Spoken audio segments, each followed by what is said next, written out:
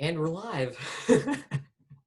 Well, I've hit the record button, but it says, please request recording permission from the meeting host, which I have no friggin' idea how to do that. Let's see. I'm a bit of a Luddite at times. Manage. We actually talked about that as well. Allow record. There we go. All right. Oh. All right, it's recording. Okay, cool. Yeah, it's funny because I used to be a computer salesman back in the day. Really? So I had to know all the intricacies of, how a computer works and explaining to people, because this was back when computers first started. I guess it was like it was in the 2000s. It was in the early 2000s, because I remember Windows ME was a problem. But anyways, whenever it was when it was getting extremely popular. Yeah. And just for some reason, though, at some point, I just got tired of trying to keep up with computer stuff, and now I'm basically a Luddite. like I can read and figure out whatever I need to, but if I can avoid it, I won't learn anything about computers anymore. Yeah, I kind of fall into the same camp where I had grown up with two older siblings, and they're like 8 and 10 years older than I am. So my hand-me-downs were old. So I didn't grow up with the modern stuff, and I would go over to a friend's house and they'd be like 5 years ahead of me. I'm like, what the heck? What is this thing? Yeah, I've got a younger brother who's 8 years younger than me. It's an interesting feeling, because it's like once there's a certain age gap, there's a blurring between brother and like quasi father figure, because they look up to you over a certain gap, and the age difference changes things a lot. Yeah, I have a brother and a sister, so it was like I had 4 parents. it was very I can't get away with anything. Yeah, I know. Yeah. So yesterday I was talking to Paul about we had gotten into the Pentecostal and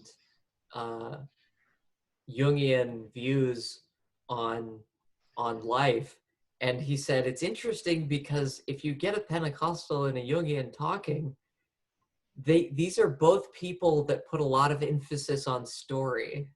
Right. So a Jungian will attribute like, hey, these are the story structures that work, and we can apply them to our lives. And whereas a Pentecostal would take the Bible and say, hey, we live in this story. And so it's. I'm not familiar with Pentecostal, but I know, I wouldn't say a ton, but I know a significant amount about Jungianism, and I can understand the living in the narrative because I perceive life that way, and the human brain has a proclivity to turn everything into a narrative. Yeah. It's like we were discussing when we were typing back and forth on Twitter. It has to do with, like, if you give your brain 2 facts, 2 isolated facts, it has to work twice as hard. Whereas if you can tie these facts together with a bit of narrative and put a time flow on it and things of that nature, it becomes a single fact, and your brain will it uses less bandwidth is the best way I can think to say it. And so there's a highway that's created instead of winding through everything. Yeah. That's why sometimes I'm a little bit worried about overly short sentences. Like, remember that one that I was saying it was like decontextualized and put ahead of the thing. And so when I hit this sentence, it was like, what am I supposed to do with this sentence? So I had to read the sentence after it and then come back to that sentence to understand how it tied together. So sometimes I write overly long sentences. I plugged some of my writing into Grammarly. And it always tells you what percentile you fit in. And for sentence length, I was in like the maximum percentile. Oh dear. And I even put it in as an advanced book, so like it wouldn't be a child's book, and it wouldn't be like your typical book, because I was getting annoyed because it kept telling me to use a different word, and Yeah. and even on the most advanced setting, my sentences were in the 95th percentile, and my vocabulary was in the 90th percentile, and I'm like, God damn it, no one's ever gonna read this crap.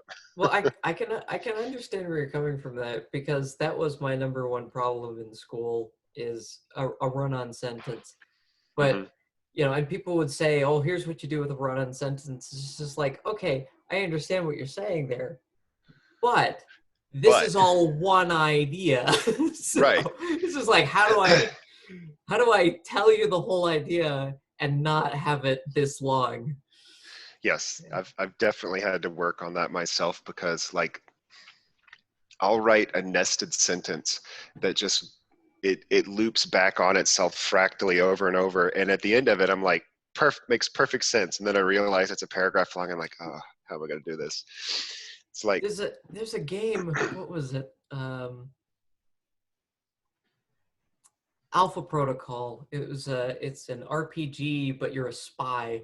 It was a very strange game, but I loved it because I tend not to go towards the magic stuff.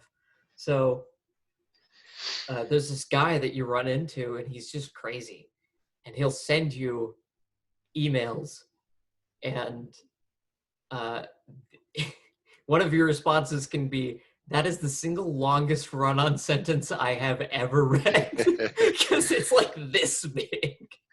yeah. That it's the American prose, as they call it. I think it was Hemingway who really sort of hammered out the idea of shortening the sentences, and cutting out as many unnecessary words and unnecessary whatevers, so that it becomes like bite sized. It's just like you're taking all these little chomping bites at the paragraph. But I tend to read a lot of old dead people, and so like I was reading Gustav Meyrink, which he wrote Golem and the Green Mask, just like, I don't know, weird old books. Hmm. And each paragraph was one sentence. Like that was his style. That every paragraph was one sentence, but it would have like a minimum of two semicolons. It would have the long dashes. It would have multiple commas. And so it was so weird the way it nested within. And when you get to the whole paragraph, like at the end, it finally makes sense. And I'm like, damn, this guy it's a struggle to read him. But he paints vividly in his long elliptical way. Yeah, it's a full and complete thought. Yeah, exactly. Which that's a lot of what happens when you're breaking up sentences, because you'll have this full and complete thought, but you have to break it down into bite-sized chunks, because like the longer your sentence is and the more nested and like convoluted it becomes, like the more brain power it takes someone to decipher what you're saying. Yeah.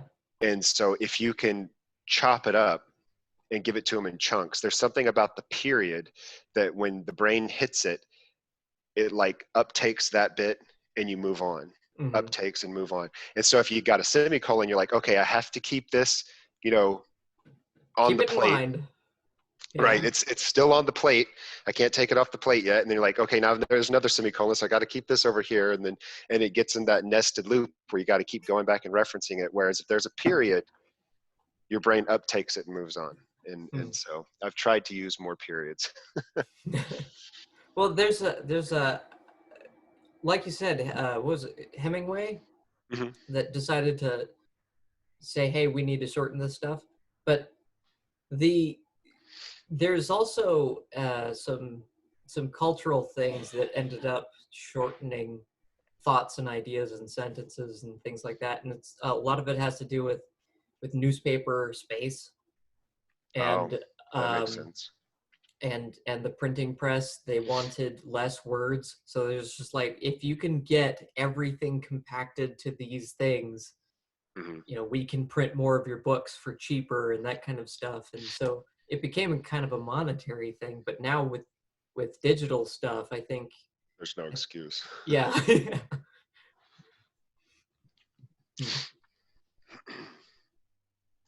So what inspired you to write your short story?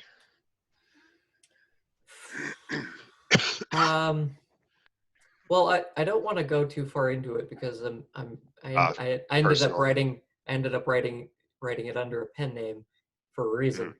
But I'll just say it was a bit of a Joker thing, one bad day. So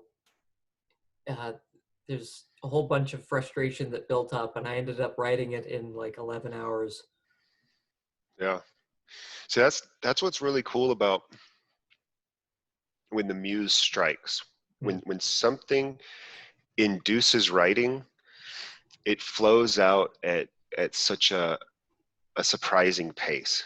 Like you wrote, 6,000 words in 11 hours.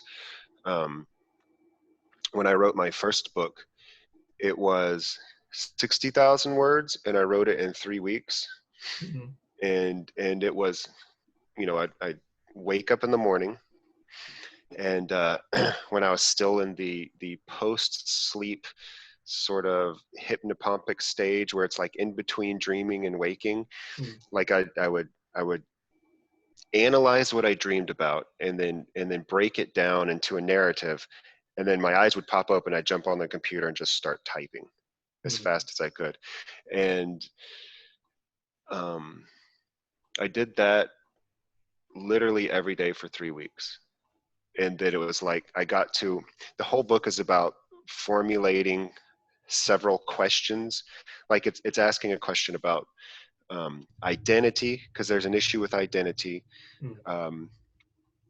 There's an issue with belief, like understanding belief and the nature of it. There's issues with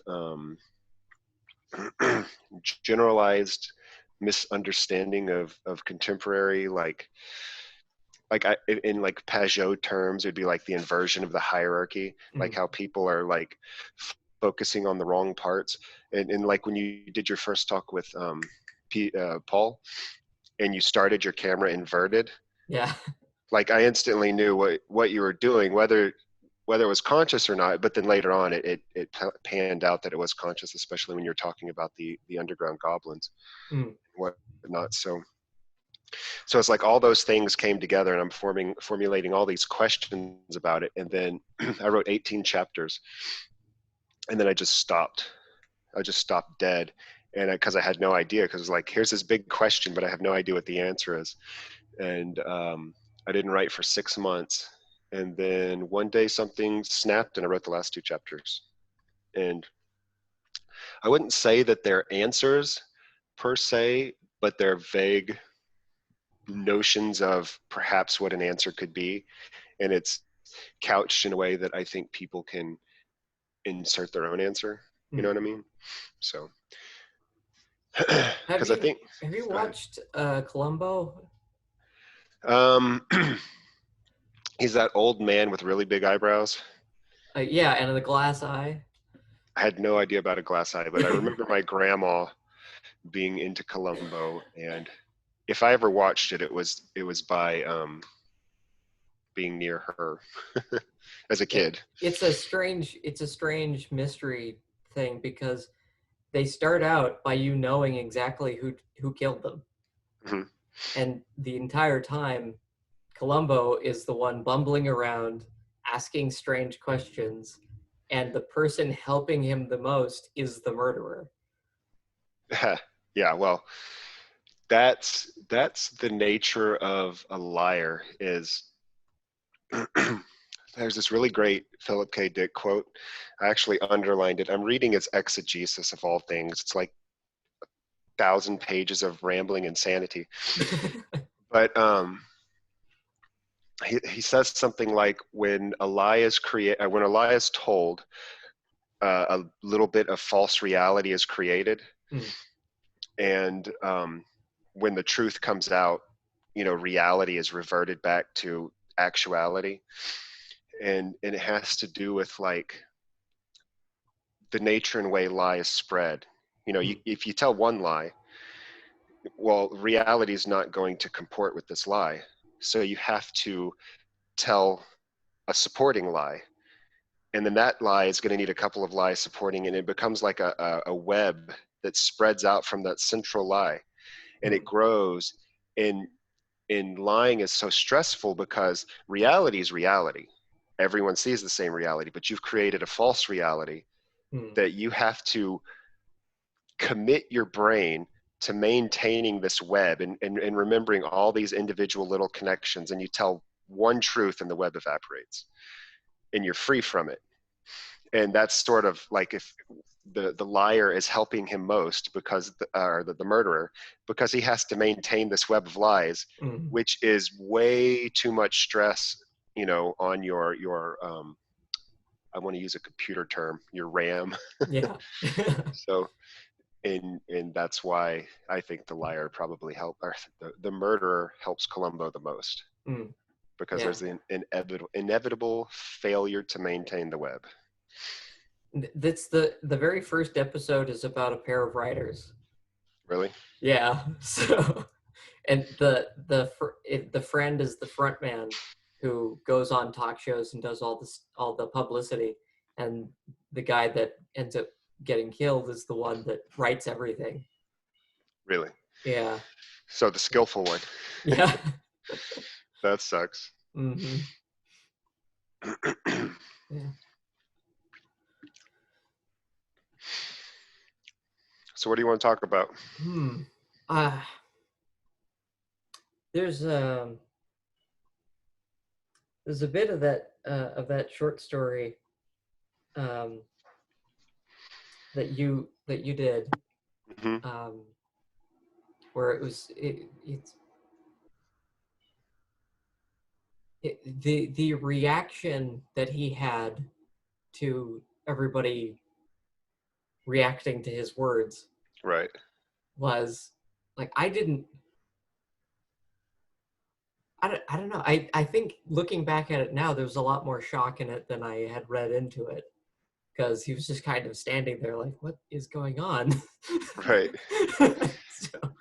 Like, man, when I wrote that short story, it's really weird. That short story was spawned by a dream I had probably over a year ago. And I actually, I toned it down a lot because there's no nice way to put it. There was a racial issue within the context of using the words, and I thought I should just take that out. But so I had written the idea down in a blurb and I put it in my phone. And when they were asking for short story ideas, I know I had been thinking about making this into a short story forever. So I ran with it. And at the same time, like, I'd been having dreams about the nature of language and the nature of communication. And when I talked to Paul the first time, and before we had talked, I'd sent him that essay that I'd written. And like the whole essay is on communication, because that's something I'm sort of caught up with right now, is the nature of communication and the ability to fully communicate as an isolated subjective being within a brain, within your mind. Like, you cannot touch somebody else's mind directly. You have to speak into the world and vibrate the air so that it tickles their ears, so that they can receive it. And then once they receive it, it's exactly like we were having issues with your short story, where I wasn't understanding it because of syntax that didn't work for my brain, and then choice of words that mean something to you that means something else to me. And so there wasn't a conveyance of one subjective mind to another. And so I think about this stuff a lot. And Paul did a talk with that Guy Stendock or something like that. The marriage. Right. The marriage Right. talk.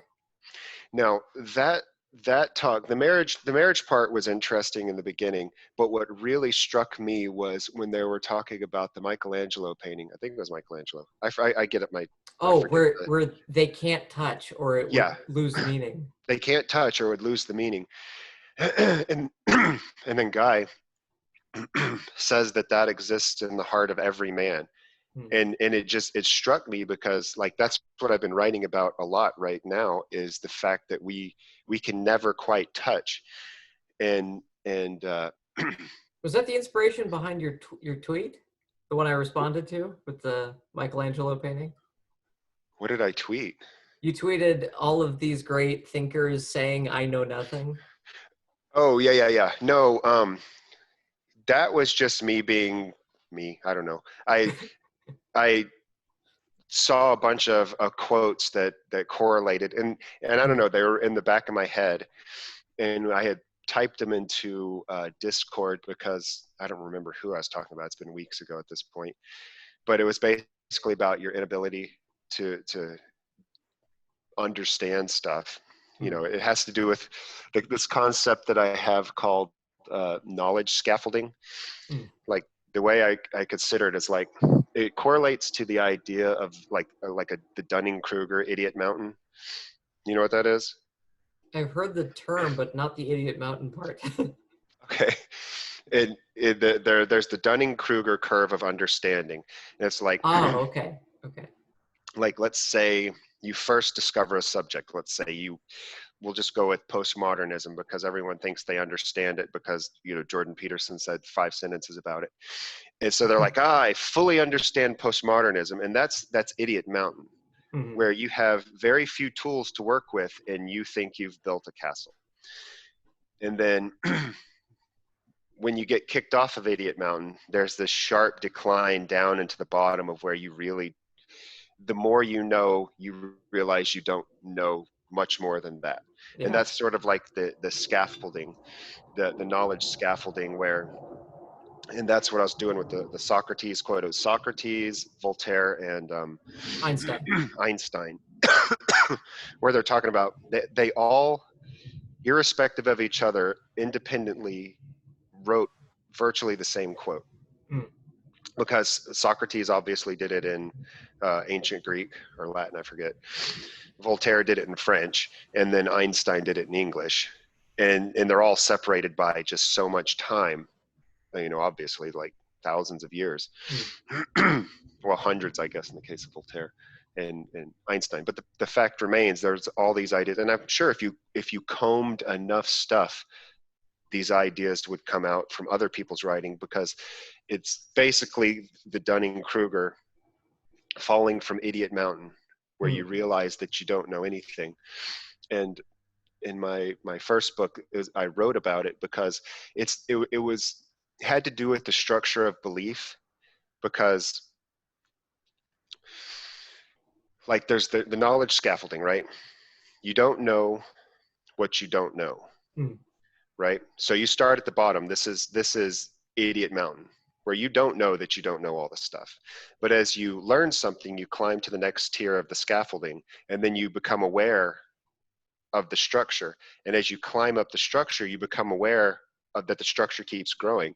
Hmm. And by the time, you climb to the top of your specialization, it's like you're gazing at the infinite. You're like, I know all of this stuff that I can't possibly know. And you're limited necessarily by your 80 to 90-year lifespan. There's no way you can read every book Hmm. in the apostolic library at the Vatican. You're just never going to do it, ever. Hmm. And so, because you're in this position of knowing all the stuff that you can't possibly know firsthand, this is where, for me, science becomes faith-based, because you have to, what would I say, take what other people say on faith. Hmm. It's like, to understand how nuclear whatever fractionates and blows up. Like, you don't know that firsthand. You just know that somebody said that, and you have to take it on faith that you shouldn't bombard a particle in this way. Yeah. Now, that's a very simple and straightforward one because we've had actual, demonstrations of how this doesn't work, or how this does work, I mean. But then once you get like over here, like in the more spacey stuff where you have, people claiming infinity, multiple dimensions, you have string theory, which that stuff is just pure faith-based nonsense. Like you can't even wrap your head around it. Like, they're pulling this stuff out of their butt. And there's so many other things and when you really get into the like quantum physics aspect of science, like you're standing in the shadow of the infinite, and you know that you're nothing, because a lot of the really intense quantum physicists, they'll literally say, once you get to a certain part, you start going insane because everything seems like magic. and and our science is, when you dig far enough down, they have no idea what's going on. And it has to do with like I think it was Edward Fazer. I listened to him interviewed by Ben Shapiro, which was funny. It was like his Sunday special before it started to like suck. Like in the beginning, it was philosophical stuff. Like his first person was Jordan Peterson, and then there were some other people in that vein. And this was when he had I've Edward noticed Fazer on. I've stopped watching those. So Yeah, now they're all like political, and I'm like, I don't care. Like, anyways, Ben Shapiro. But Edward Fazer was talking about the 5 proofs of God, and he was talking about brute facts. And brute facts are the faith-based facts. Like when you get down far enough, like here's a perfect example, like emergence, where they say, where does consciousness come from? Emergence. Well, if you dig under emergence is nothing but an analog for magic. Like there's nothing there. Like they can't, they don't know. And then some have tried panpsychism to basically push the emergence of consciousness so far down that they can pretend like it's not magic. It's nonsensical. So there's a guy that I think it was like a banned TED talk or something, where he lays out all of these things that the scientific community is completely rejecting because it destroys their structures. Baseline. So like the speed of light is a constant. It's like, actually, there was a time at which this place that measures the speed of light, it dipped for a few months. What? See, I don't even know about that one. Yeah.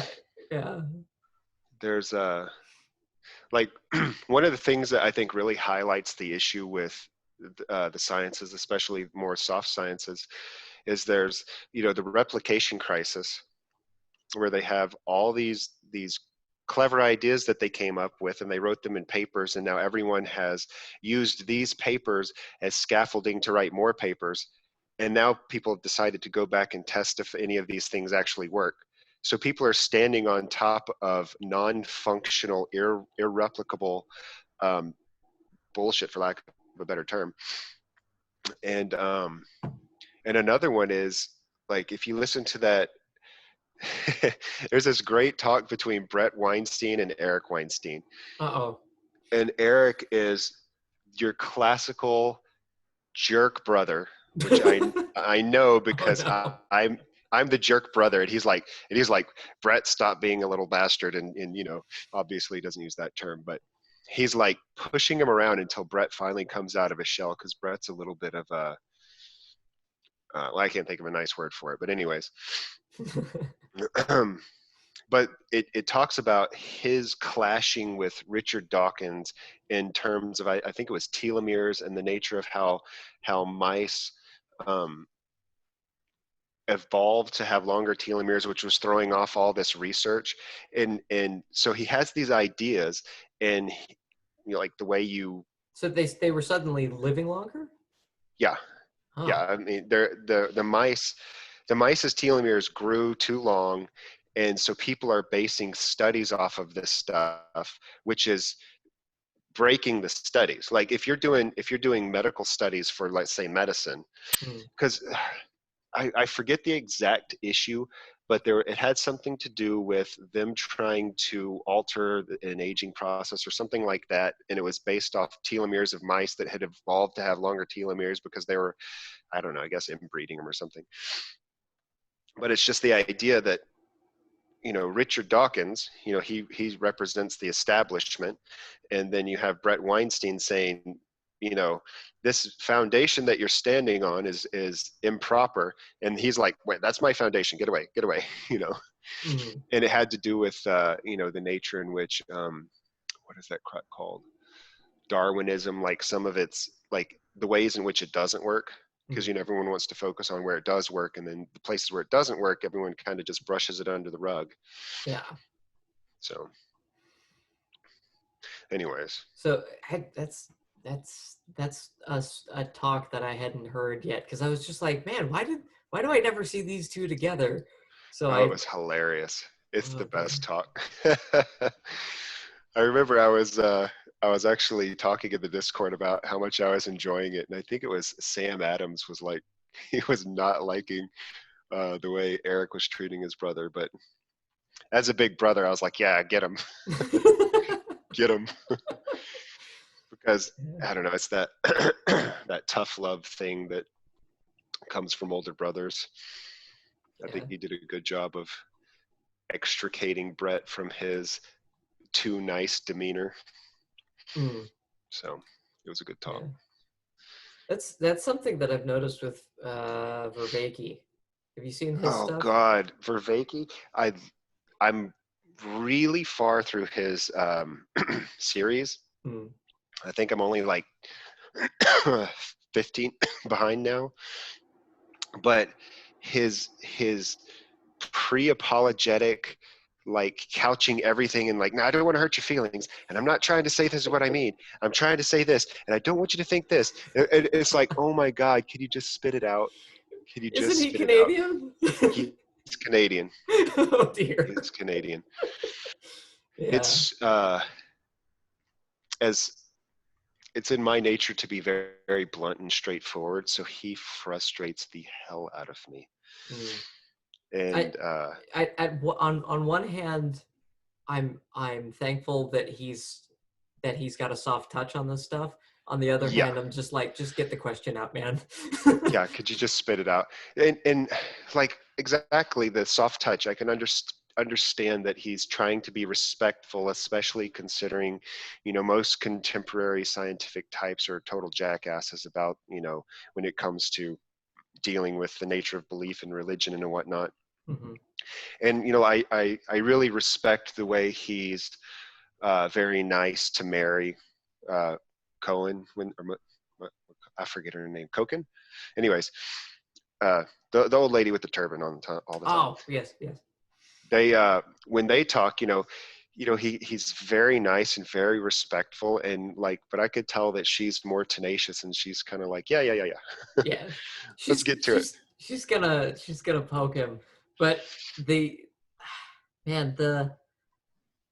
I understand what he's getting at with wanting to do this project of a religion that's not a religion. It's just like, okay, that's great and all, but eventually you're going to get to the point where you're going to apply this to a person, and then you're going to get into this weird ideology stuff. Yeah. And even if they avoid that, they have the problem of being too academic. I was listening to his talk between him and Jordan, the other Jordan, the Greenhall. I think the guy that it's either Jordan Hall or Greenhall. I know who you're talking about. The Blue Church. Yes, Blue Church, Red Religion. Yeah, when they were talking, I was like, guys, unless they've watched 100 hours of everything you've talked about, nobody knows what you're saying. Yes. But thankfully, I've probably listened to 100 hours of those guys. Like, I was listening to Jordan Greenhall back when his YouTube channel had 5 videos on it. So he's I came across the Blue Church, the Red Religion, a long time ago, and it's a great metaphoric way to understand like sort of the inversion and the collapse of the things that are going on. Because the blue church basically represents sort of a hierarchy, and the red religion is representing the things that don't fit into the hierarchy. And like, it's kind of like, ideally you want the balance, and I think that's kind of like what the cross represents, is like there's the up and down, and that's the hierarchy, and then there's the crossing point, and that's equality, right? And as long as it's crossed right, you have balance. And then what happens is, if like I visualize it as a totem pole, you know, like you can be on the top of the hierarchy or you can be on the bottom, but at least you're on the hierarchy, because the other option is to be a member of the wood that was cut away from the hierarchy that lays at the bottom, the shavings at the bottom, right? And the shavings are sort of like what would be in like Hindu caste system, the untouchables, right? Well, there's a problem with the analogy though, because I think I heard that with the totem pole, the most important one is actually on the bottom.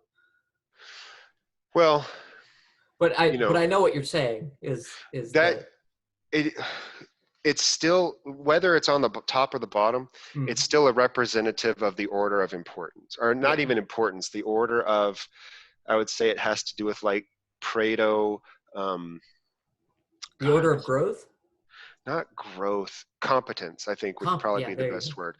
Because you want somebody competent. The more competent somebody is, the more influence they have over the collective, so to speak. Yeah. But the shavings analogy still works with that. Is you've got the outside, like, or the untouchables. Yeah, you have the untouchables at the bottom, and if you keep carving away at the totem pole, it gets thinner and thinner, and the pile of shaving grows and grows and grows until you have a thin dowel rod that could be easily snapped, and you have a horde of angry shavings that are going to tear it down. You know what I mean? And it's all about maintaining that balance. As long as things are balanced, you've got the cross going, things work out. But if your hierarchy gets too steep, too thin, it'll break. And then, the other option is, if you want everyone to be equal, then what are you going to do? Like lay the totem on its side? I guess that's where the analogy breaks down, is where you're trying to get equality out of it. But it's just that's when you bring up the difference between equality and equity. Yeah. The equality of outcome versus the equality of opportunity. See, equity would turn the totem pole over. So it's like, here, now everything's equal. It's like, well, no, but did they deserve that? This is the way I analogized it to my son when we were talking about, because I was explaining to him, I was like, it's actually the way in which you're limited which gives you the ability to create. So like, take a cup, for instance. What makes a cup useful? The way it limits whatever you're drinking. Yeah, holds the water. Right, exactly. If you were to pour it just onto a table and like lap it up like a dog, that would be inefficient. Yeah. And so, like, you've got to think about the hierarchy sort of like a ladder. It's the necessary limitations of the ladder, because if you remove the limitations of the ladder and make every part equal, then it's just a bunch of sticks laying on the ground. Yeah. If you ever want to climb anywhere, certain sticks have to function a certain way. There's the longer sticks, they have to be within the ladder. This rung is above this rung, and this rung is above this rung, and that's just the way it goes. There's a hierarchy, and if you ever want to climb to get anywhere, you have to respect the ladder. So there's a lot of metaphoric analogy, and the nature of all analogies is they break down if you push them too far. But there's just the general idea that you have to have a certain amount of limitation to function properly. And have you ever read the what the hell is the name of that book? The Language of Creation by Matthew Peugeot? Oh, yeah. Uh, I was watching that video, and that his brother confuses me more than he does, which is Really? strange because like I for a little while I worked in doing math related stuff, but and I felt comfortable in that because math is very rigid. It's just like, okay, this is this.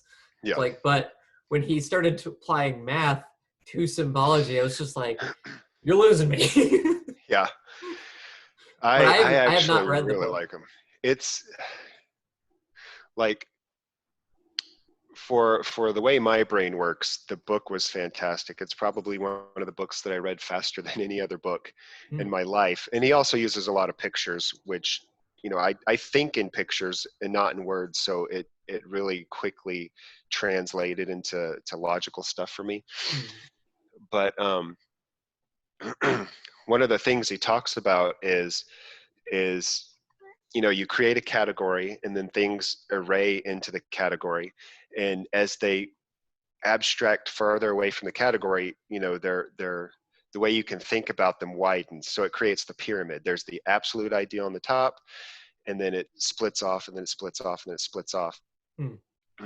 And so this is the hierarchical categorization of, I think he calls it like wisdom or ideas or the mind or something like that. And inevitably, as you try to fit everything into this categorization, once you get to the end, there's the stumbling stone, there's the Hmm. tail, there's the thing that doesn't fit, right? The margin that doesn't fit into the categorical whole. Hmm. And and what I really liked about that idea is you can see how people forcibly trying to fit things in the categorization are creating a lot of the modern problems. So, like, you know, the LGBTQIAP acronym keeps growing, endlessly. It keeps growing because everyone's trying to create a category for every little subset. Now that Well, there's now they're one fighting guy. each other and trying to get rid of letters. Yeah, yeah. Um, but there's like that guy who's like trans alien or something, Oh, I say guy, whatever he is. And so now he needs his own little subcategory because he's one weirdo who tattooed his body and cut off all his genitalia and pierced his eyes, or tattooed his eyes. It's just weird. It's like, we don't need a category for this. Can we just have a category called other? You know, Yeah. and when you try to plug everything so rigidly into the category, it weakens the collective category. You know what I Hmm. mean? Yeah. Well, you were talking about the stumbling stone, and Mhm. that's a biblical reference. Well, it's a biblical book. Yeah, I Like, I know, but recognize that.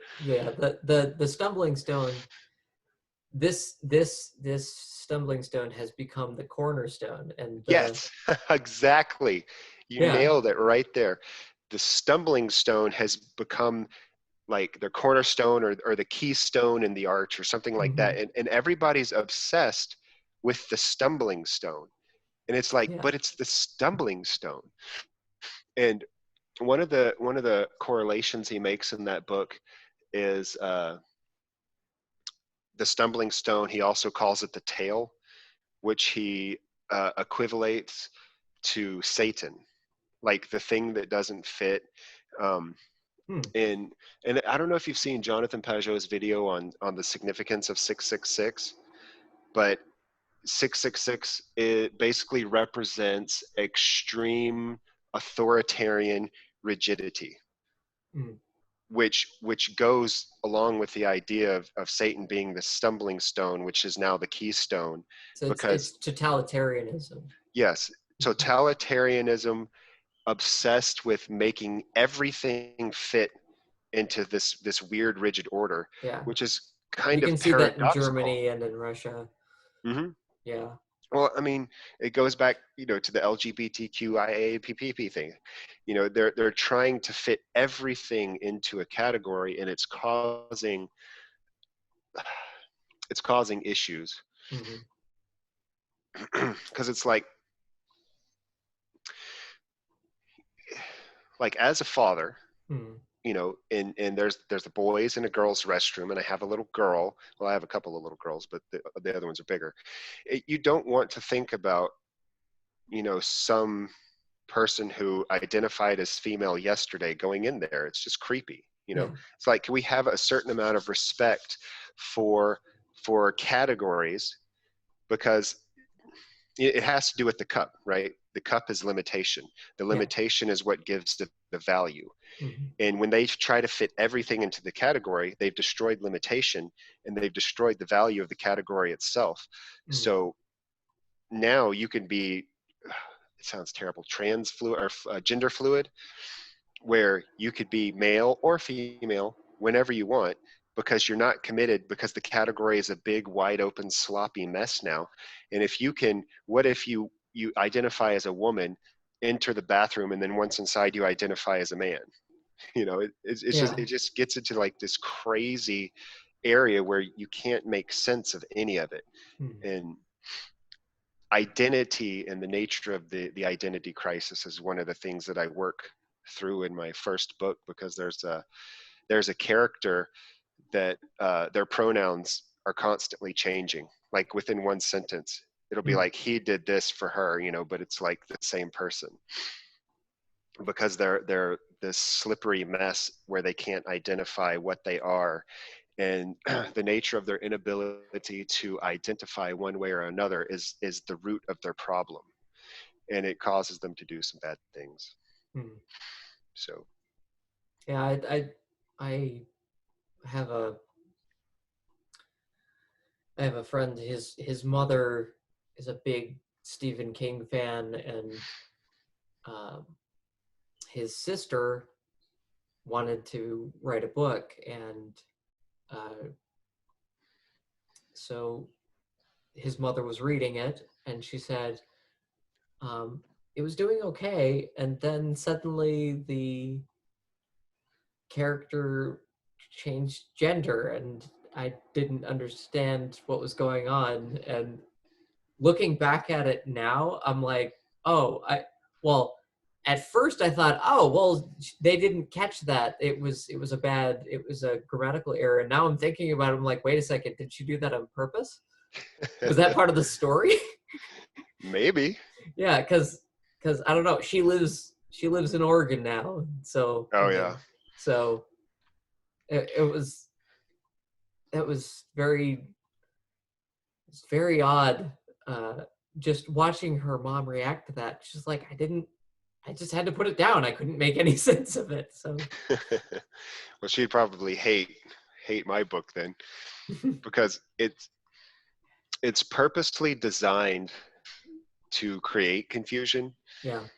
Like everyone who's read it, when they get to that chapter, they go through like a confusion, and they're like, oh, did you mean to do that? Oh, you did mean to do this. Oh, and then there's some people who they understand it and they flow with it, and there's some people who they're just like mad. They're like, could you just choose one or the other? I'm like, well, you know, it represents something, you know. It's it the frustration is naturally, you know, an important part of it for the people who are frustrated by it. But I could say by the conclusion of the book, the identity extricates from the other one, so it works out in the end. Yeah, man. When Paul and I were talking about story, we had gotten into the idea of writing yourself in, and I think is it Dorothy Summers or Catherine? Summers. So a mystery writer. She had fallen in love with one of the characters, and so she had written herself into the story. And that sounds creepy. it does, but because of the way that she did it, it worked, because it wasn't one of those like fan fiction power fantasies where they automatically fall in love. Yeah, she still had to work for it. There was a story, and there was a lot of tension, and they only get together like in the second to last book or something. Mm-hmm. And so it's like, okay, so all of this makes sense, even though it's weird. Well, one of the things that I've noticed in writing is inevitably you write yourself in. Yeah. Like there's no escaping it. Yeah. Even if it's tidbits inside of other characters. Right. Exactly. Precisely. Like I have this character in my book named Jack, and that's definitely a strong aspect of me because he's sort of like the no nonsense quasi father figure of a small group of operatives, I guess you'd call it. And he lets, like, one of the things that drives my wife nuts is like there'll be times when my boys are fighting and I let them fight because it's necessary to work out certain aspects of, you know, understanding power disparity and the nature of limitations of how you can act. Like if someone's been overly mothered, they don't know how to interact, especially among boys.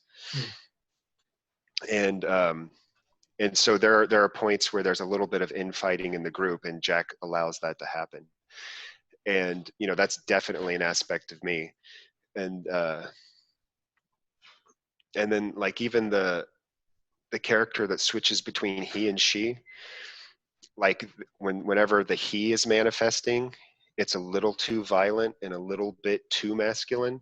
And that is definitely has aspects of me in it, because like I can have a bad temper and I can I haven't beat anybody, but I can get close to it. Ooh. yeah, exactly. But and then so like, but it's funny, like there's this one character named Kyle, and like there's a thread of me from when I was much younger, but there's also strong threads of my younger brother, my oldest son, friends and acquaintances, and everything comes together in this amalgam to make this manifestation of Kyle is like the lack of proper manhood, I guess you'd say, in his sort of his search to find it, not man, masculinity, I guess would be a better way to put it. And like I have this other thing that I wrote, which was spawned by watching a video between Jonathan Pajot and some rando online who I don't know who he was, but he started talking about how there's the frame, how females create the frame, and guys represent the logos that fills the frame, which in my mind, you know, being a pervert, I instantly took it down to the most carnal level of the frame and the insertion. And was that then the femininity of the spirit, that video? Possibly. They talk about Moana in the video, and it's like 15 minutes long. It's a very old video. It's like 2 or 3 years old. Has he been doing this for 3 years? Maybe 2 years. Yeah, I don't think it's that video then. But this is probably the first time I ever heard it articulated by him. The nature between the feminine and the masculine. And then Mary Koken did a video where she talked about the nature of the feminine and what it represented, and that got my brain working really hard. It's so that I started correlating it back to this thing that I wrote. And like I have this theory that, you know, because women create the frame that men are sort of drawn to naturally, because like there's not female incels, you know what I mean? There's not a huge cadre of women who are rotting away in front of video games. It's mostly young guys. Because well no, because you've got there's the other aspect of that is what you would eventually call the crazy cat lady. That's true. There's the crazy cat lady, but I think if you were to compare the two categories, and the danger between the two. It's like, crazy cat ladies happen, and a lot of them are widows. Yeah. And, some of them aren't. Some of them were married to their job and then, never had children. But, like, who Elliot Rodger is? I've heard the name. The patron saint Elliot Rodger is loved by incels. And they use this term literally. They call him the patron saint or his lord or something like that. Just weird stuff. And he's a guy who went on a shooting spree like 3 years ago and killed a bunch of women. Oh my gosh. And so he's idealized as the true incel. And there was another guy who has a name that I can't recall. It's a foreign name that I can't pronounce. Is the main reason I can't recall it. But this guy drove down the street in I think Toronto with a van targeting women and just running women over. Yeah, I remember that one. Yeah. And so he's now a patron saint of the incels. Jeez. And there's a few other, and these are not people to admire. No, not at all. And have you ever seen one of those memes where it's a picture of an attractive girl, but it'll say like 2 out of 10, and they'll be like, face is fat, her hips are out of whack or whatever, and it's like an attractive woman, but they're just sitting there tearing her down and trying to make her ugly. Weird. And it's another one of these incel mechanics of trying to destroy the feminine so that they can justify the fact that they don't have it. Like that the destruction of the thing you can't have is I think it's called sour grapes, where it's like, if you can't have it, it must be bad. Yeah. And this is so prevalent in society right now.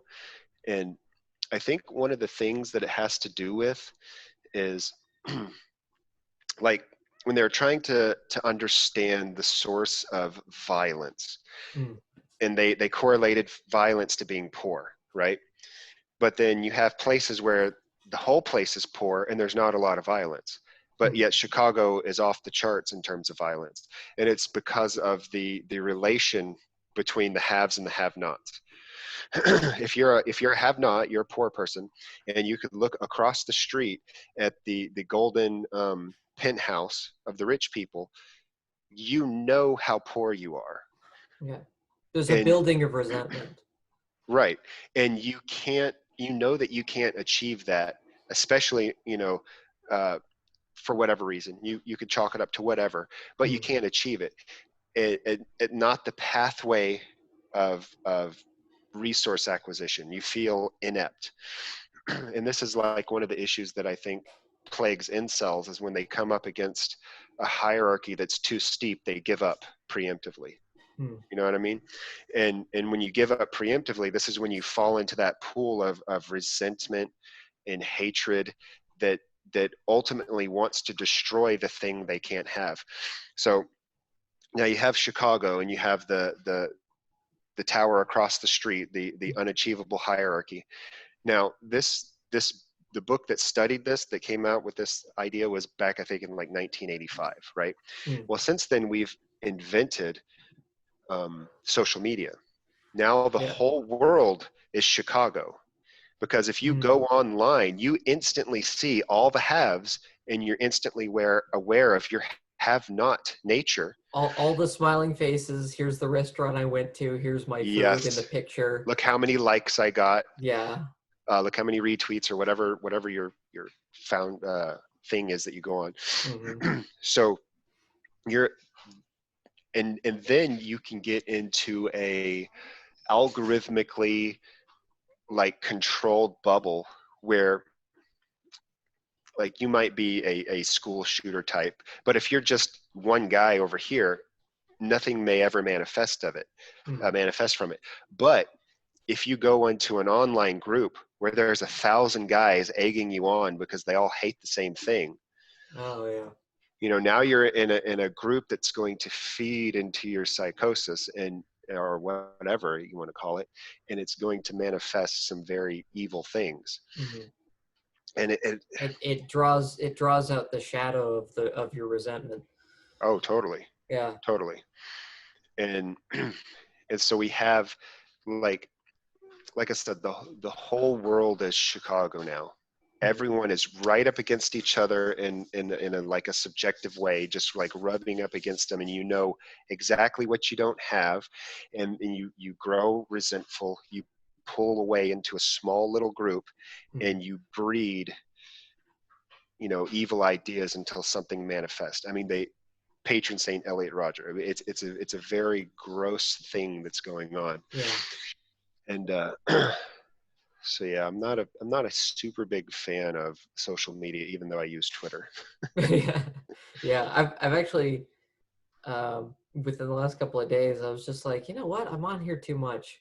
So on my quick links, I removed it, and so I just keep my my email up to notify me if I ever get any messages. Yeah. So that there's a lot of unnecessary on one side there's a lot of unnecessary frustration and a lot of unnecessary boastfulness, because it's just like, oh, haha, my enemy is screwing up here. It's just like, well, I shouldn't be feeling like that. That's not good for me. Twitter, I think, more than any of the social media sites, like each social media site individually feeds into like some darker, what would you call it, instinct of humans. So like Twitter is tribalization and war. Now, there are a couple people who post dumb dog videos and whatnot, but for the most part, it's splitting off into tribes and fighting over stuff. So, the in 120 characters. I think it's up to 244 now. 244, really? Yeah, because you could write a pretty significant little blurb now. But the one that I'm particularly aware of is the left-right war. As someone who considers himself a centrist, I tend to watch both sides and see how the war is going, so to speak. Yeah, if you want a good gauge, you just tune into Tim Pool. He'll tell you what's actually going on. Yeah, I like Tim Pool, but there's this thing that always manifests within a creator and their following. And it has to do with like this sort of the thread of populism. Like, okay, if you eat a lot of sugar, you'll populate your stomach with a flora that wants and craves sugar, and it'll feed back into your brain these chemicals that trigger a desire for sugar. And that's sort of, the creator is the brain, and their constituency, I don't know what you want to call it, followers group, subscribers, they're the bacteria. And the more thumbs up you get, the more replies and retweets you get, the human brain cannot disconnect this.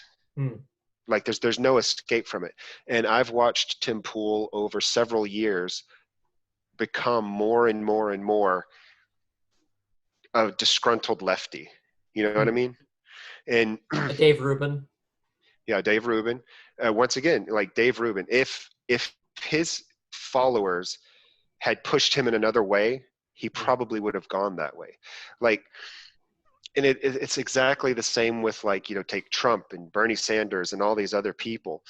Like, people have this illusion that the leader is leading a flock, but the flock shapes the leader. Like, there's just no escaping it. And then there's a duality to it. But I mean, I really came to understand this during 2016 because I subscribed to Trump and Hillary and whoever else was running. I can't remember at the time. And if you give them like $5, they'll just send you all kinds of nonsense all the time. And you see that they're sending out questionnaires. And however the feedback from the group returns, their message starts molding and shaping. And so it's the everybody does it to a certain degree, where you're trying to manifest the desires of your constituency. Yeah, but it also depends upon your personality type, because if you're somebody that is if you're somebody that is very swayable, Mm-hmm. you'll tend to go with the loudest voices. Right. Whereas if you're more stable, you'll go with the not the loudest but the most popular voices, like the biggest group. But if you're used to taking advice, you'll usually be able to figure out your own way of doing what other people are asking you to do. Mm-hmm. And that's the way that I've looked at this stuff politically, because you look at a lot of Elizabeth Warren. When you look at her platform, she's all over the place. Yeah. And everything is just like that. What the answer she just gave had to have been something from a what is it called, a focus group. Focus group. Yeah, Yep. it's just like this is not, you're not being real. If you're real, people will vote for you. That because they want to vote for somebody real.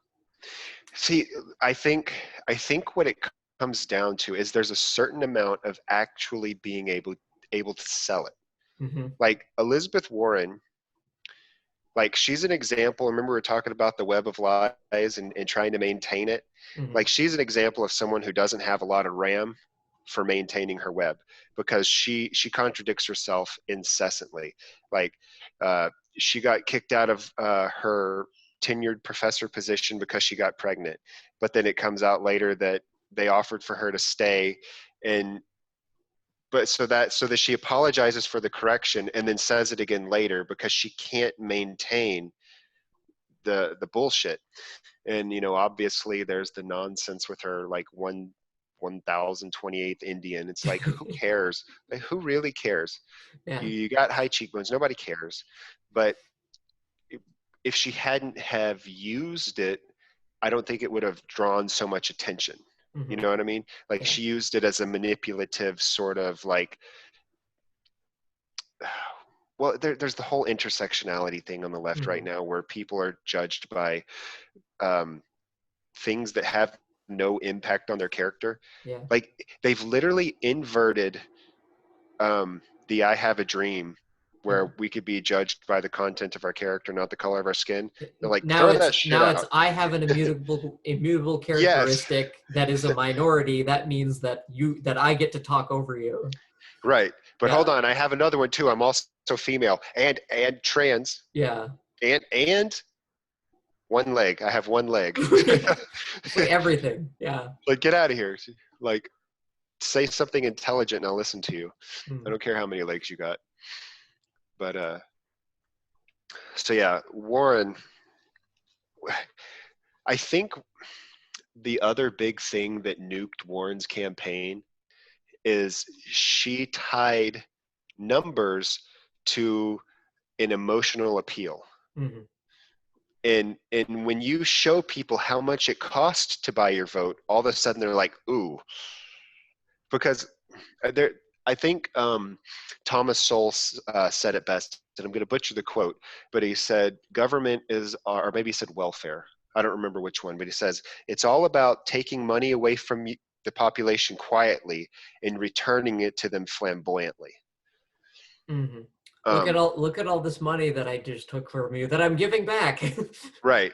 And like, there's a Babylon Bee thing going around right now from Andrew Yang, and it basically says something. Andrew Yang's campaign imploded when everyone found out that he was going to take $1,000 away from them to give them $1,000. Oh dear. Now, obviously, it's not a one-to-one correlation, and he wanted to do it on a VAT tax, which is terrible. There was some program that was done in Alaska that was like, it was a good study, but it was just like, yeah, but that's not something that would expand to the size of the United States. Yeah. See, That's actually a Taleb, Nassim Taleb. He has this, I don't remember exactly what the hierarchy goes, but it's like within my family, I'm communist, because he's the central planner. He's in charge of all the money. He gives it to his children what he believes they need, so on and so forth. And then he's like, on the municipal level, I'm a socialist. On the state level, I'm a this. On a blah, blah, blah. On this level, I'm Republican. And then once he gets to the federal level, he says he's a, God, what are the people who don't like any rules? Anarchist? No. I'm an idiot. My English has stopped working. Libertarian. Oh, any rules? Well, that's like they want a smaller state. Right. Well, I mean, there's degrees of libertarians. You can have the extreme versions of the anarcho-capitalist, which want zero regulation of everything, and then you have the degrees that back out more towards the middle and towards the center, where they agree to this and that, but prefer a smaller government. And I tend to be libertarian without all the like obsession with weed. I couldn't give a crap less. Yeah. It the the things that we end up valuing and voting for can shift between who's trying to represent them. And because I've noticed a lot of people ever since uh,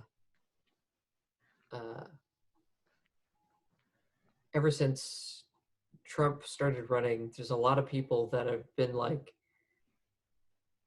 hey, like, look, he's got the gay flag, and it's like, oh, well, okay, well, he supports gays. It's like, well, there's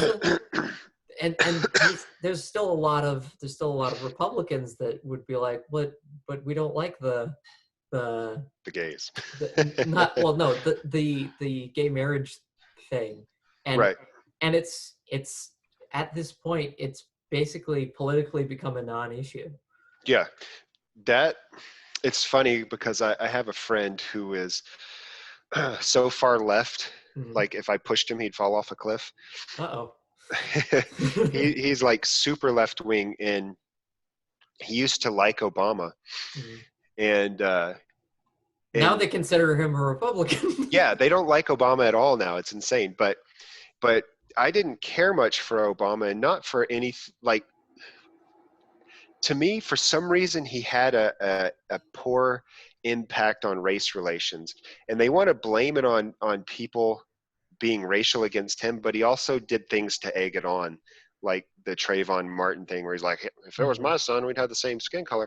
And it created, instead of him trying to remove the racial tones to it, it seemed like he increased it, which I didn't understand, because I thought Obama was going to be the thing that removed the stigma from the U.S., the catalyst. I think it would have worked if he hadn't been leaning so much on his race.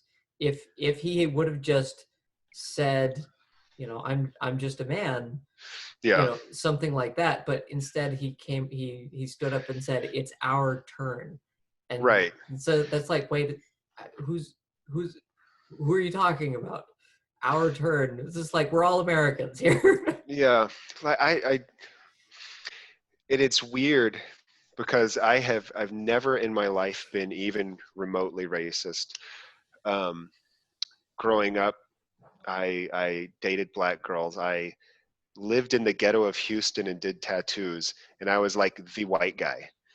Like, I didn't care, and I didn't perceive racial things in any light. And so when things became very racially heated, I didn't understand it, and so I started analyzing it, and I think you have something there with the fact that he played on that.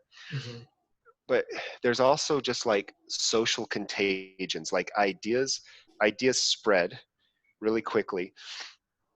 And like, I think the media, they played on it. They played Mm-hmm. on that aspect of it, and it kind of spread it. Yeah. So you introduce an idea, and then people have to take sides on an idea.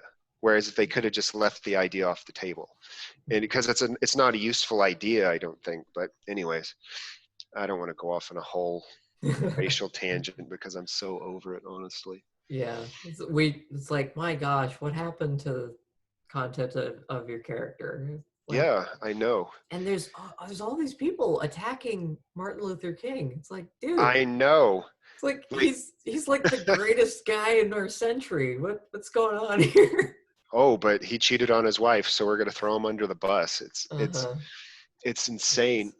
Like, I have this sort of like this metaphoric vision of left and right politics, and there's a couple different ones, but the one specifically that I'm thinking about, which has to do with Martin Luther King being thrown under the bus, it's Mm-hmm. like, imagine the right wing is like somebody who doesn't have good control over their dog, and they're on a leash that's too long, and the left wing is the dog, and it's like a big dog, and Okay. the right is reluctantly being dragged around by this dog, and the left is on this leash, but they're like a dog that can't focus to save their life, so they're like, squirrel, squirrel, squirrel, squirrel, squirrel, and they're running in a big circle around the guy who has no control of their dog. Because if you think about it, you went from Martin Luther King Mm-hmm. to he was catalytic in destroying what is that called, segregation, Mm-hmm. right?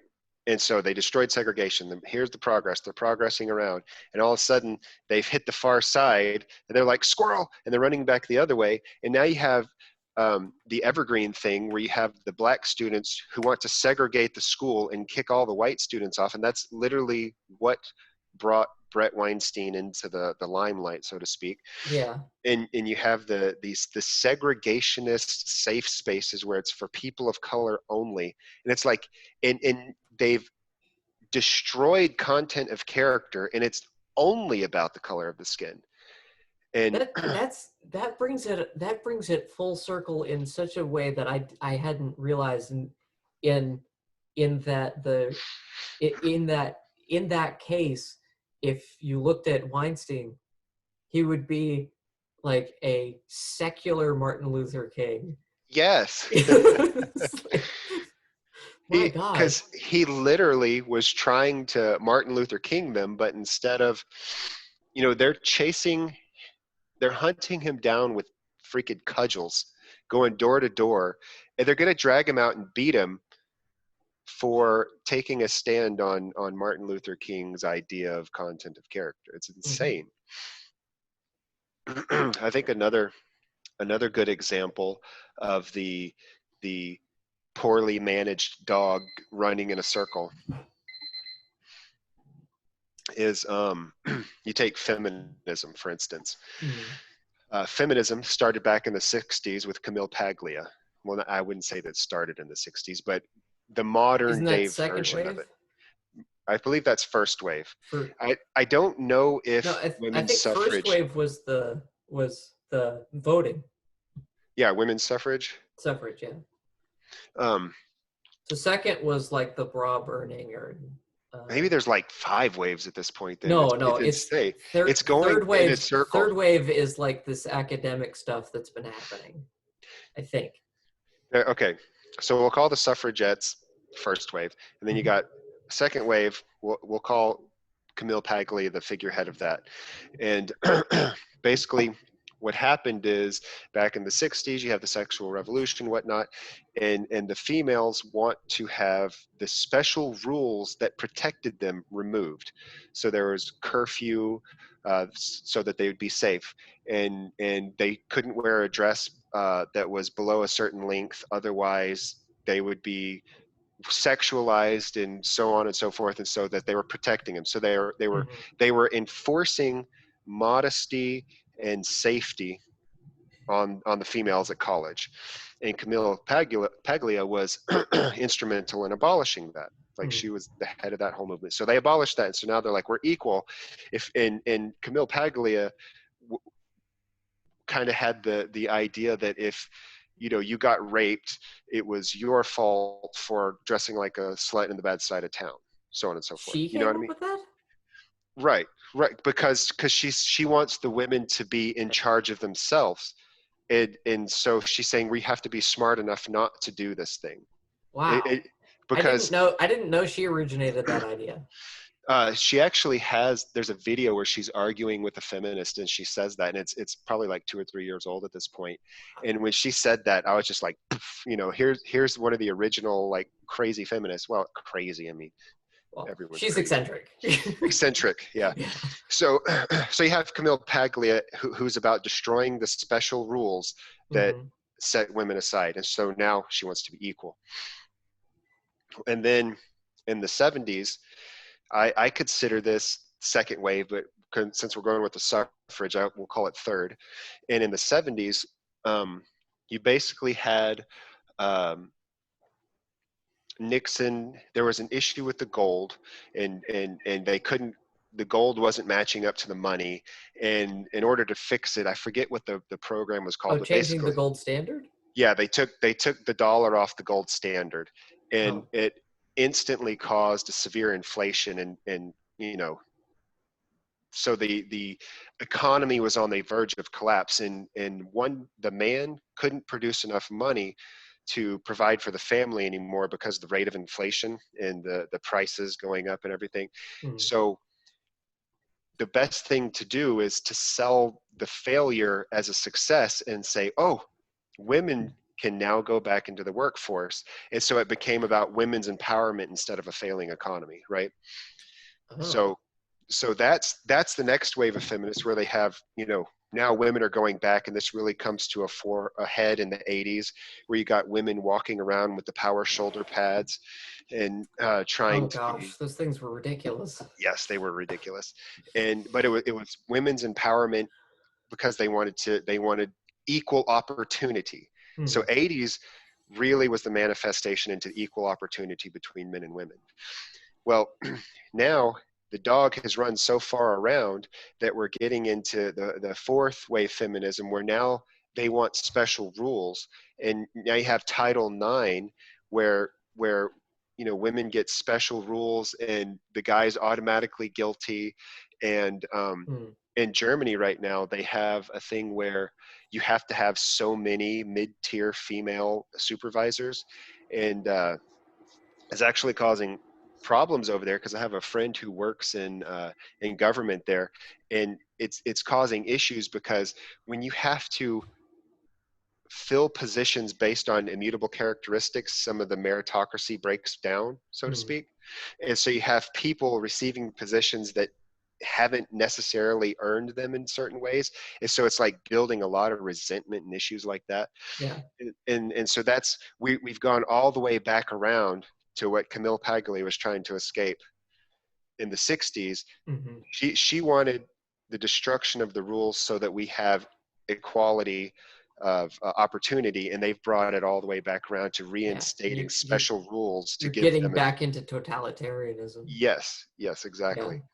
Well, and then you've got the resistance to that, which is there's a lot of women, they call themselves trad wives, which is traditional wives. It's like, and suddenly it's controversial to want to stay at home and look over your kids and not work. It's like, what?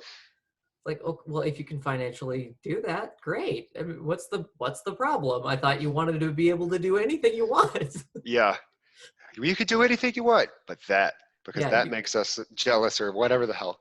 Yeah. I don't even know. Yeah, I got this this other theory about feminism, especially in the modern version of it, is it starts with the sexual revolution in the 60s, because if you are a little bit reductive and peel away the layers of the sexual revolution, it was all about the destruction of modesty. you know, because they all want to walk around naked. They want to dress as skimpy as they can, so on and so forth. Well, women have their own hierarchy like men do. Men's hierarchy tends to be based on competence. So the most charismatic, strongest, capable guys tend to be at the top of the hierarchy. And women's hierarchies used to break down in a couple of different ways. But with the destruction of modesty, there was one thing left: attraction. How attractive the female was. That was their one hierarchy now, because that's what men choose based off of. When modesty was a thing, you could choose based off other things like, I don't know, whatever other perks. I don't want to get railed for sounding sexist or anything, but when trust me, we're way past that. We've questioned feminism. Yeah, We're I done. know. And so when they stripped away modesty, all that's left is the attraction. So now trophy wives are a thing. You know what I mean? Yeah. And women, based off their hierarchy, get to pick off the top of the men's hierarchy, to where now all that's left is like, because if you look at feminists, like the really hardcore ones, they all have like that aposematic coloration of blue and red hair, which tells you they're bitter. And they tend to be out of shape. They tend to be like angry and disgruntled, and they're the female version of incels. You know what I mean? Mm-hmm. And so they're the bottom of the female hierarchy. They're the ones that can't get married off. This is what feminism tends to be. And it's like all the hierarchies are out in the open, whereas back when modesty existed, they tended to be a little bit like there was clothing on them. You know what I mean? Mm-hmm. And now the hierarchies are naked. And well, it's and you said the one thing that they had left was like beauty, right. And they're even trying to get rid of that with the body positivity stuff. And Exactly. So that, remember, like there's the intersection of the hierarchy versus the equity or the equality, and body positivity is moving the equity aspect of it way too high. You know, so it's like, you know, it's not that I dislike you because you're fat, it's because you're unhealthy, you know. Yeah, I don't And want you to die. yeah, and because like when a woman gets overweight, she'll miss her period, which means she's incapable of reproducing. Which, like, this is all stuff that resides back in the reptilian brain, and this is a big part of why guys tend to not be attracted to overweight girls, because it's like, well, I ultimately would like to reproduce. And yeah, the body positivity movement is a direct attack on the feminine hierarchy of beauty, in my opinion. Which is their one thing that they had left. So Yeah, it's just like, what's left? like feminism is a absolutely destructive force, absolutely, on every level. And but they did try to bring back a certain amount of modesty, because I remember God, what's that lady's name? Oh, she's dead. I can't remember her name right now. Well, there's ones that have been trying to bring back modesty, but they're doing it wrong. Yeah.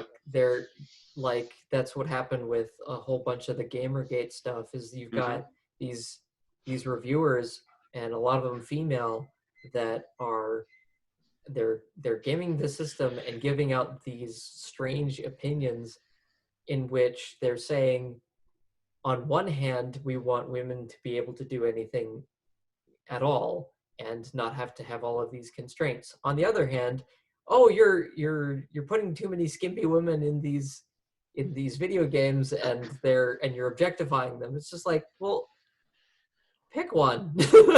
Yeah. Do you want them to be able to wear anything they want, or And that's the do you want to put them in a burqa? crazy shifting goalpost. But I mean, that's a perfect example of the destruction of beauty, because the video games tend to represent what young boys find attractive. Well, I mean, I don't think it ever stops. I don't think there's a 60-year-old man who's like, I must avert my eyes from that young woman in a skimpy bikini, unless his wife is there. But you know, beauty is beauty, and there's a reason for beauty.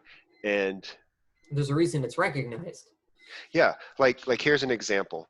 A monarch butterfly will not mate with another monarch butterfly that is 18% out of spec. And Really? this is yes, and this is how monarch butterflies remain looking like monarch butterflies. And if one is deviated in this direction, it'll look for one deviated in this direction. So theoretically, they return to the proper look of a monarch butterfly. But Right? too far a deviation, it won't happen. Yeah, if the deviation's too far, they'll be like, you're an outsider. Get out. You're not reproducing because you'll destroy the lineage. And so if you look at what represents beauty and sex appeal in humans, like for one, and it has to do with that spec. So like if you're looking at a woman and you think she's attractive, and then she looks at you and you notice that one eye is lower than the other, you'll be less attracted to her because she's out of spec. There's something not quite right with her. And there's another thing, like what's generally considered sexy is when a woman has the distance between her shoulder to a hip is correctly proportional from the hip to the ankle, and the way her arms go. So when everything is like in that perfect Vitruvian spec, that's sexy, assuming they're not overweight, because that's out of spec. So, and they can't be too skinny. It's like the chart of Da Vinci's man. Vitruvian man. Yeah, the Vitruvian man. It's the perfect proportionality of a human. And the closer you are to the perfect proportionality, and the more symmetrical you are, and the more your bone structure fits into that classical representation, the more attractive you are. And anytime you want to portray horror and ugliness, like, the Goonies, the movie The Goonies. Oh yes. And there's the guy with the, I can't remember his name. Lug? What? We'll call him Lug. I don't know his name. I'm not sure. Yeah. But one eye is too low. His head comes up into like a conical, misshapen thing, and then one side of his jaw is low. And as a kid, I found it horrifying when I first saw that guy, because he was so far outside of spec that it was unreal to me. And horror in the sense of disconnection from reality. You know what I mean? Like my reality stopped lining up at that moment. And then it's funny because like years later, when I was like probably in my 20s, I saw that movie and I could tell it was just like Play-Doh on his face. That was the eye. It was so bad. And I'm like, I can't believe this terrified me as a child. That brings in an interesting aspect of this too, that there has also been a I don't know if I would call it a Christian realignment, but there's been a realignment of what is truly beautiful in people talking about, hey, don't just look at the outside. If they're a terrible person, that's not worth it. And with let's call him Lug. With Lug, he was a good person. He was just a tortured kid that just wanted to be a kid. But there's an inverted beauty to this ugly creature, but but it's it's the same thing with what we were talking earlier with balance. If you're too out of spec, but if you have a lot of internal beauty, you can still there's still something out there for you. Right. So it's like you're not completely marginal in society, whereas in the animal kingdom, just the looks would cast you out. Right, because animals are naked. Yeah. And this goes back to the modesty thing.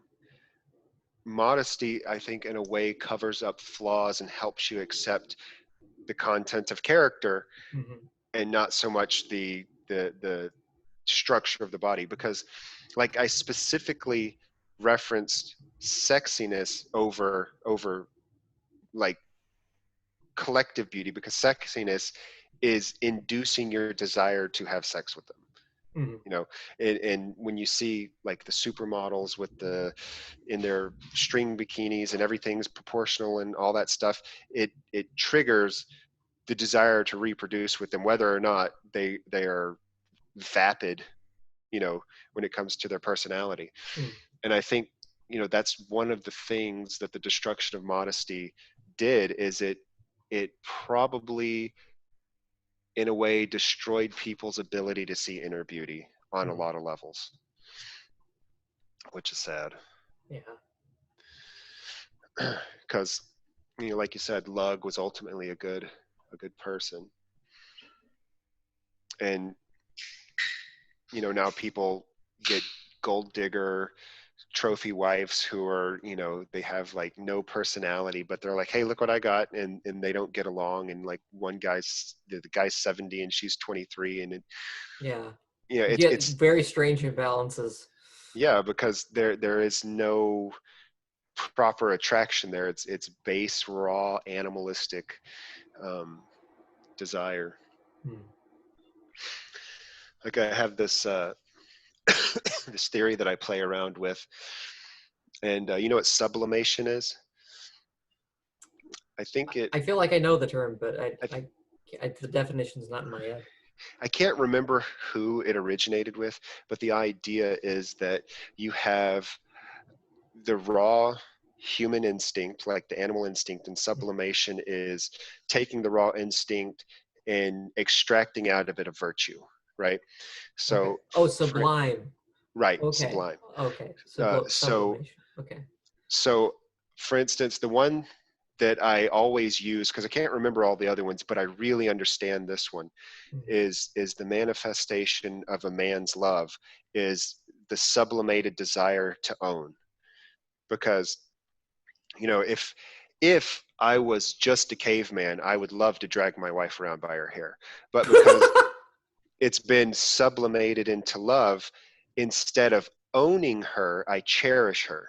You Mm. see what I'm saying? And Okay. that's sublimation.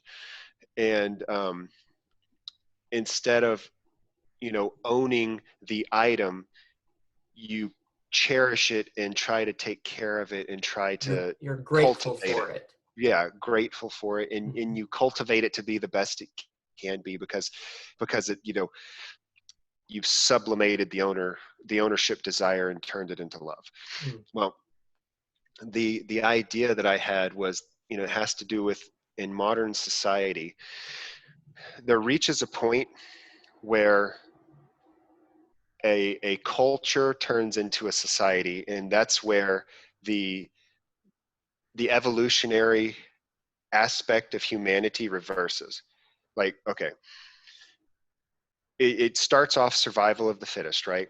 Mm-hmm. And that's when you're in the cultural stage, and you're growing, and you're a powerful group, and you're moving towards achieving whatever the goal is. In the case of the West, specifically the US, the goal was, you have Adam Smith's idea of reaching satiety and comfort. You have everything you need, and you're safe, right? Yeah. And Food, clothing, shelter, and some food, clothing, authority. shelter, right? Because they went with Adam Smith and fuck, the guy who wrote Leviathan, I can't remember his name right now, but they reduced all of society down to its base level, and it's the desire, like the fear of death, basically. Mm. They've reduced everything and I hate reductivism because it always creates problems because everything's so nuanced, but they reduced everything down to survival. And Mm. that's what the entire Western US specifically was predicated on, right? So there's no doubt that we've reached satiety and comfort. Mm. I mean, you're sitting here in a very comfortable chair, chatting, and there is no threat. Like the most danger that you could be in is if you leaned back a little bit far and bumped your head when you fell over. No. Like, there's no threat of danger right now to anyone. You're not starving. There's no barbarians at the gate. So we've achieved it. And once you achieve it, the you lose sight of your goals. And I think the goals become infinitely stratified, and everyone goes in a different way. And this is once you've reached the collapse stage where the things invert. And so Mm. now we've achieved so much safety that like peanut allergies are a thing. You know what I Yeah. mean? Like peanut allergies would have never been a thing if it was survival of the fittest. But, and I know it's callous sounding, but we've reached the point where we could save everyone, and it's sort of dumbing down a lot of stuff. And I guess I'm technically making a Nietzschean argument, which is terrible. Yeah. But it's understandable in what has happened. And then you get like, I've got, issues with, if I have too much bread, Right. I'm done. Yeah, I don't eat And bread either. yeah, so there's weird dietary things that have popped up in society, Right. and strange. It's, what's his name? Chris Rock literally made this joke. Uh-oh. And he was talking about when they airdrop food into starving places. I forget the example he used. Ethiopia, I think. Oh yeah. He says if an airplane flies over Ethiopia and drops a crate full of milk, you're not going to find a starving person run up and go, "Oh, I'm lactose intolerant," and refuse the milk, because lactose intolerance is the first world problem. Because we've literally created issues. Like I too won't eat bread because it'll mess me up. But however, even 100 years ago, I'd be like, more bread, more bread. Yeah. And that idea of where we've reached the point where we've satiated everything, and we're trying to stratify out like new things that we need to sate. This is when we enter into what I call ablimation, and it's where, sublimation is taking an instinct and then using culture to extract out a virtue. And to me, ablimation is from the culture that extracted the virtue, you re-extract out another, what would you call it? Like a vice. A condition. Yeah. Like, so, okay. And then you use culture to force that thing to be given to you. So let's go back to incels, for instance. So if a man's love is the desire to own, which gets sublimated into cherishing and love, right? And then now we're at a point in society where, things have reversed, and now people think, instead of trying to earn it, they think they're owed it. And so they ablimate out of that, this inceldom, where they're like, they think that the women should give themselves to them, and if they don't, they're going to kill them, and like, I think really intense socialism, like for instance, you had Elizabeth Warren's wealth tax, that's sort of the same idea. Instead of, facilitating the desire to earn, they've instead ablimated that out and say, this is owed to me by society for the mere fact that I exist. Yeah. And that's it falling out of whack. Now, like I think the balance that we were missing is, at some point they took charity away from the church and gave it to the state. Yeah. Yeah. And that was terrible, in my opinion, because the only way charity works is on a Dunbar level. It has to be voluntary, or the virtue is gone from it. Right.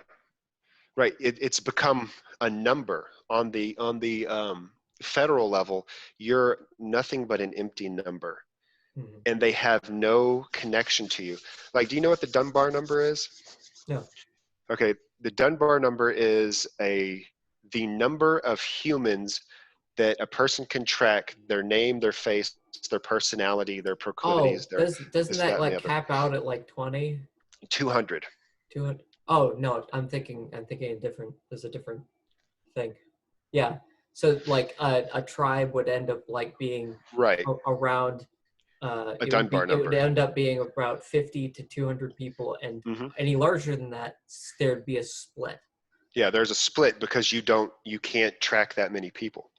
And this is why I think charity works on the church level, because if Ralph shows up and you know that if you give Ralph $20, he's going to buy a 40 and get trashed, or whatever, a fifth of vodka. I don't even know alcohol well enough to do this analogy. No, your first analogy was on point.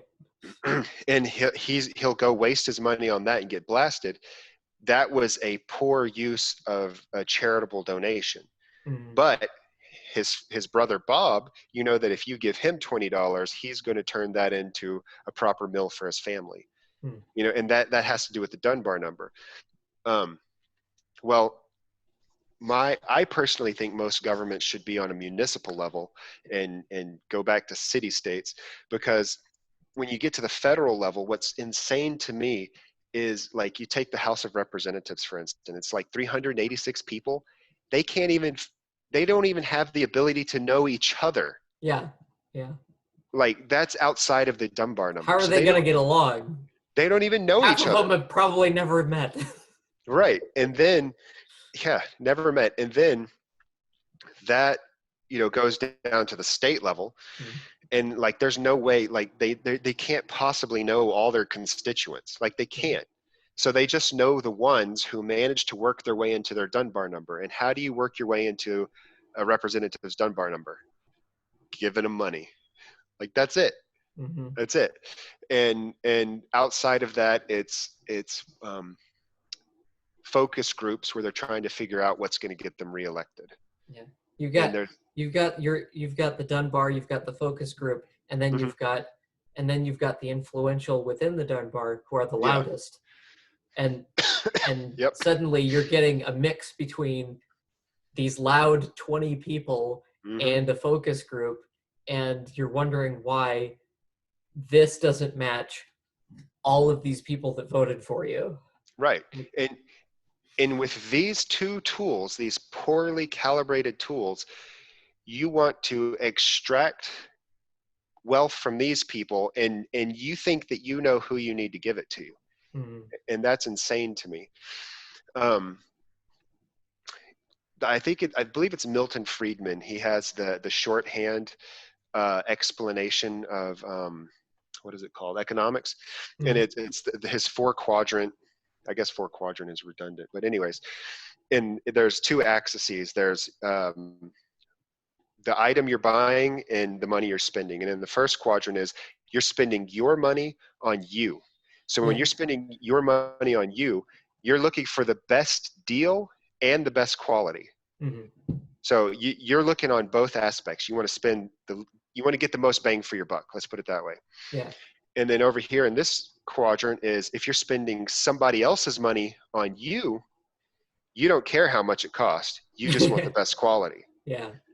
And then down here is the quadrant where this is the gift quadrant, where you're spending your money on somebody else. Yeah. You don't give a crap about quality. You're going to give them some bull crap for the white elephant. You don't care. It's like a $5 bottle of wine. Who cares? And then in the 4th quadrant is when you're spending somebody else's money on somebody else. That's government. Yeah. You don't care about quality, and you don't care about value. Yeah. You're just blowing smoke up everybody's rear end. And that's why I think charity needs to exist on the church level, on the closest to the Dunbar. I think it worked well with moose lodges and things of that nature. That's what they were back then. You go in, you pay in, everyone knows each other, and when somebody falls on hard times. And the Shriners. All the little groups, all that stuff was within the Dunbar number charity. And a lot of that stuff actually started in Rome by the Christians. And like, that's when, because before that there was the separation between the haves and the have-nots, you know what I mean? Like a hard separation. And in Rome, about the time of Jesus and whatnot, that's when the Christians started saying, let's get together and take care of each other.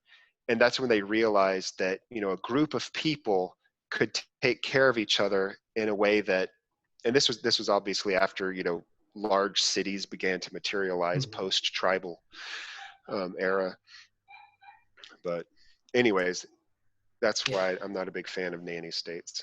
But yeah, that kind of correlates with like having a really good life, because there's a book.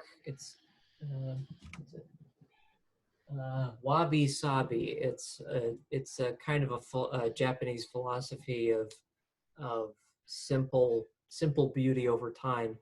But um, when when they did studies on who lives the longest, there's a lot of people that live a really long time in this one town in Japan, that they all work, they all know each other, and they all get along. It's just like, Yep. man, what would it be like to live there? You can actually trace this back to any small village. Mm-hmm. Like people in like Sardinia live for a really long time, and they're trying to figure out why. And they're like, is it because they drink wine and eat olives and eat cheese with maggots in it? It's like, no, it's probably because they have a small group that all know each other, that all work in tandem. Mm-hmm. And like it gets into that argument of whether or not the nuclear family is good or bad, which I think like people have just been talking about this the last couple of days. And so it kind of gets you thinking. It's like the nuclear family is, you know, the mother, the father, the kids, and they take care of everything. And then there's the idea of the old tribal family, which is where you have a support network. Mm-hmm. And you have uncles and the grandparents usually live in the house or something, and right, or on yeah. the property and Mm-hmm. things of that nature. Mm-hmm. And like the nuclear family is sort of the representation of the individualization, you know, the over individuation of this of society, where it's like, you know, you break everything down to its smallest increment, and the nuclear family is one above the individual. Mm-hmm. You know, and they're completely separated. And like I see a breakdown between communal and the individual level that used to exist.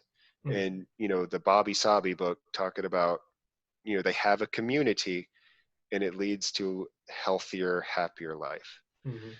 And in America, in the city, you go into a city and you see nothing but a bunch of individuals who almost won't interact with each other. Like, and are sometimes on the verge of hitting each other from slights. yeah. One of the craziest stories I ever heard, and I couldn't even fathom it, and I forget what city it was on the street of, but a man had an altercation with his girlfriend, and he beat her to death on the street while people are walking by, and nobody stopped, and nobody interacted, and nobody did anything. And I can't believe that, because I would have beat that man to death myself. And Oh my gosh. that there's this, but I live out in the country, and so it's a tight knit community, and I know everyone. And when I go to the school, I know the name of every single adult within the school who Mm. interacts with my children. You know what I mean? So there's a communal aspect to it, because I live, you know, virtually in a small village. And the concept of being in a city where everyone is a washed out, faceless sheep, it's weird to me, the way Yeah. people can walk by tragedy and do nothing about it because it would just interrupt their day. But Man. I don't know. Not all cities are like, not everyone in a city is like that, obviously, but there's that aspect of it. Mm-hmm. Well, we're coming up on 2 hours, man. I know. Man, what what did we cover? With story, inspiration, politics, yeah. beauty. Beauty. Man. Yeah, it started off as a desire to discuss story inspiration, and quickly went into philosophy Yeah. and all over the place. But yeah, I probably should get moving. I have some things that I need to do around the ranch now that it stopped raining. It has been raining all morning. Mm. So I've been stuck inside. Well, I I can cut it off here. Anything else you want to cover real No, quick? not that No? I could. I mean, possibly, like, if you give me something, obviously I can talk. Oh, yeah. But I think for the sake of people who are actually going to sit through this long yammering video, we should probably cut it off. Yeah.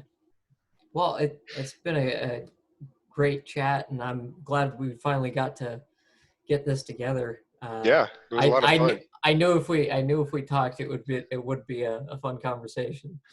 Yeah, I think next time we should aim a little. I don't know. I guess it depends on how the rambling unfolds and how it's taken, or if we should try to be more aimed and focal, because I am the least aimed person in the world.